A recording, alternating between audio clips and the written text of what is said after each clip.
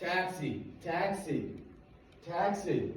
Have you ever tried to flag a taxi, especially while you're in a big and crowded city? As all the taxis pass by you and no one can see you, or someone already has someone driving with them, you can't get a taxi. Now picture this, you pull out your phone and download a popular rideshare app, and in seconds you have a car that's waiting for you with details about the driver. This is the part of the gig economy. I'm Mykola. And I'm Beckett here. Now you may be wondering, what is a gig economy? The gig economy is a new and growing market that heavily relies on the temporary and part-time work. This work is filled by freelancers and independent contractors. To add on to the question of what is a gig economy, the word gig is a slang word for job. This job is specified for a short amount of time. In other words, a job in the gig economy will not always mean that it will be permanent.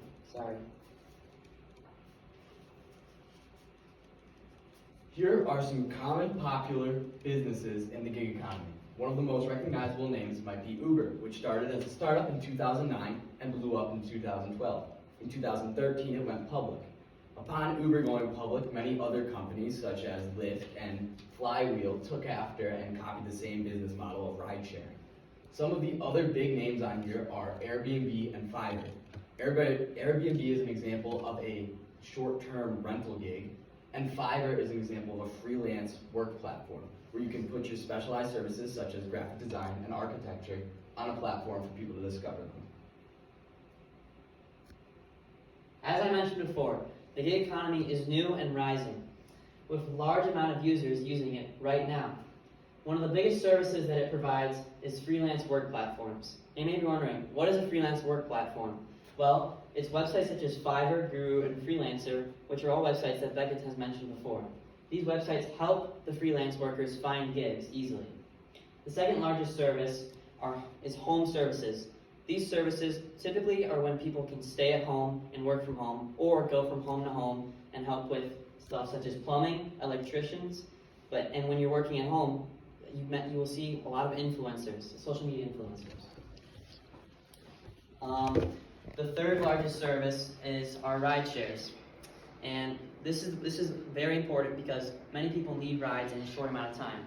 And these rideshare apps include Lyft, Uber, and Flywheel. And these are very important because they provide a quick transportation service that also provides security. Let's talk about the history of gig economy. Gig economy started in the United States of America with jazz players, specifically in 1915. Jazz players went from venue to venue to play jazz and called their performances gigs, or one-time jobs. The gig economy is more commonly known as part-time freelance work since 2009, and programs such as Freelancer are making this vocabulary more common. Why freelance? Well, there are some pros. Freelancing is very flexible. You can pick hours, you can choose when and where to work. It's also very independent.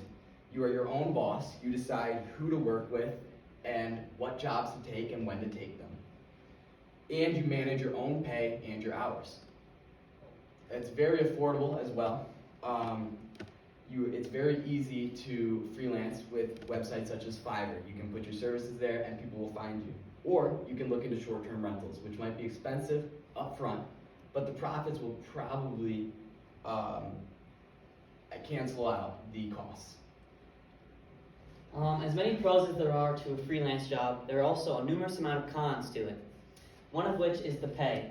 The pay can be questionable and uncertain, leading it to be strict. Yes, the freelance jobs are flexible, but it can also be unstable. This is because you will find yourself depending on clients to find work, and you won't always have a client, meaning future work is not guaranteed. And lastly, but also one of the most important cons to this list, is that there are no benefits for freelance workers. That means there is no health and life insurance provided. And as crucial as they can be, paid vacations and sick days are not included. As the picture displays, the gig economy is at the center of the traditional economy. This is because the gig economy is new and growing, and it affects all different sectors of a traditional economy. One of the most important parts of the traditional economy is the food system. And when a lot of people want to use Uber Eats and DoorDash today, this results in restaurants losing business and losing customers that dine in. Speaking of businesses, a lot of small businesses and large businesses lose traction due to people finding better products online and on other freelance websites. And the people who work in these businesses, who are laborers, you have a decrease in pay and tips, which results in poor work ethic. This poor work ethic is reflected on the product's quality, and the consumers who buy the product's quality will often feel inconvenienced, and this will lead the consumers wanting to rely on the gig economy more than the traditional economy. Let's have a look at gig economy in New York. This is a map of all 40,000 Airbnb listings in New York. As you can see, it is very dense in certain areas. The average income per each listing is $17,000 over 12 months. If you take $17,000 and multiply it by the 40,000 listings, this means that Airbnb brought in minimally $680 million in 1 year. This is a lot of money coming in from the gig economy. And if we look at New York City as the tourist and international business hub that it is, there is almost 1.6 million people leaving and entering the city daily. That's a lot of people coming who need to stay somewhere for both business and personal expenses. Along with Airbnb, it's also very important to navigate this busy city with services such as Uber, Lyft, and Flywheel. In combination, they're both used to rake in a lot of money for both New York and just the city's tax revenue. All right. Here's our works cited. Here's our works cited. We'd like to thank you all for your time and watching our presentation on gig economy. Thank you. Thank you.